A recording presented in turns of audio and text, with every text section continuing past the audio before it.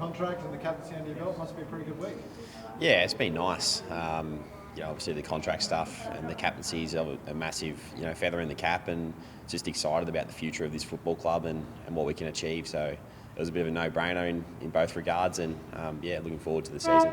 How was that kind of captaincy process, and how did that kind of go through?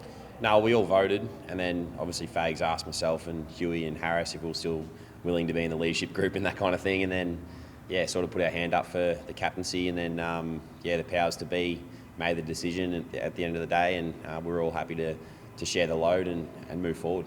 There was some talk that it might be you or Hughie. Were you nudging each other at all, or are you happy to do it all three? No, we spoke to each other about it actually. We were both open and honest, and either way we were going to be happy and support the other one if it was going to be one of us that supported Harris. So, to me, I just feel like, us three and Lachie 4 have been, leading the club for the last couple of years anyway. So to be able to have the captain, logo next to your name means a lot, but at the same time, it's not really going to change too much. So we're excited about that. How's your recovery been over the off-season?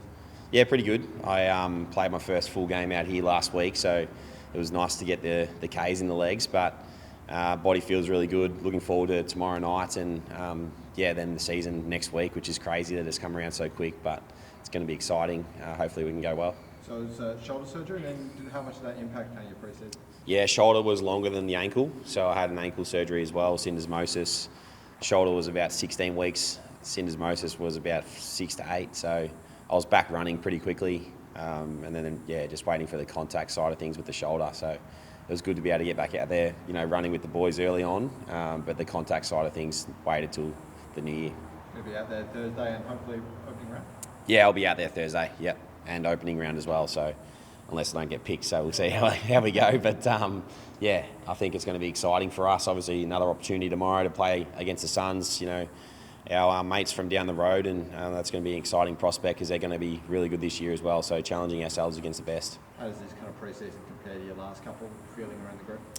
Oh, the feeling's been great. I think, obviously it's been another big year for us in terms of on-field success and that kind of thing, and you're always worried about what we're going to come back like in our fitness and stuff like that, but the boys have been absolutely flying from day one, and the ability to go away and relax and reset and then come back and show what we've shown this pre-season is exciting. So I'm very grateful to be part of this group, and I think if we hold ourselves in good stead over the next few weeks, we'll set ourselves up.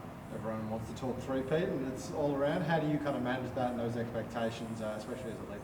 Oh, I feel like you can't really talk about finals and grand finals, too early in the season. It's all about laying the foundations and learning from your wins and your losses and taking that through week to week. And, there's the old saying, there's a lot of water to go under the bridge. It's true, because there's so much time between now and then, and we don't want to go any further than next week against the Bulldogs and, even tomorrow night against the Gold Coast Suns. So we look at that, and win, lose or draw, we'll learn from it, and then hopefully that holds us in good stead towards the end. Blokes in the midfield, we've got plenty of young ones nipping at your heels with Levi and Sam and Dan. How are you finding kind of those guys develop? Yeah, they've been exceptional. The ability for them to come into the footy club and play the way that they have, and showcase their skill sets, and really put us boys under the pump. It keeps you on your toes, as you mentioned. So it's exciting, the quality of players that we've got at our football club, and hence re-signing and that kind of thing. I want to be a part of something special with those guys as well. So they're driving the standards, and it's helping us older fellas. Speaking of kind of leaders, you brought in obviously captain of another club in Oscar Allen. How much have you kind of learned from him early? Yeah, he's been very impressive. To be honest, I didn't think he was the outgoing person that he is. He's got a nickname, Vol. I don't know if you know that, but that's for volume, because he's such a loud bloke. I looked at him from afar and I thought, he's pretty quiet, good leader, goes about his business, but then you come here and you're like, geez, he's a very outgoing person. So I love him. He's a great man. We're next to each other in the locker room and day-to-day just banter and stuff like that. But his on-field leadership is going to be massive for us too, I think, in the forward line. His ability to help guys set up and structure and that kind of thing, knowledge of the game is going to help us. Dunks, congrats on the contract extension. How does it feel to be locked in long term? Yeah, it's awesome, mate. I think, obviously it's a as I mentioned already, feather in the cap, and I'm excited about the future. So it was a bit of a no-brainer for me to stay on and sign and be a Lion for life. I love Queensland. I love living here and the winters and that kind of thing. Day-to-day work that we do inside the footy club's awesome.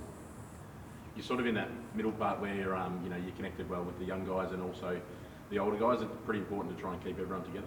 Yeah, it is. I think, obviously our group's such a diverse group, so to be able to build relationships with everyone is really important. And, I love the younger guys, as I've already touched on, but the older guys too, the wise heads, the Dane Zorkos, the Ryan Lesters of the world, to be able to, work with them, and they've had a wealth of experience too. So to lean on them in certain moments is really important. And, just grateful to be a part of such a diverse group.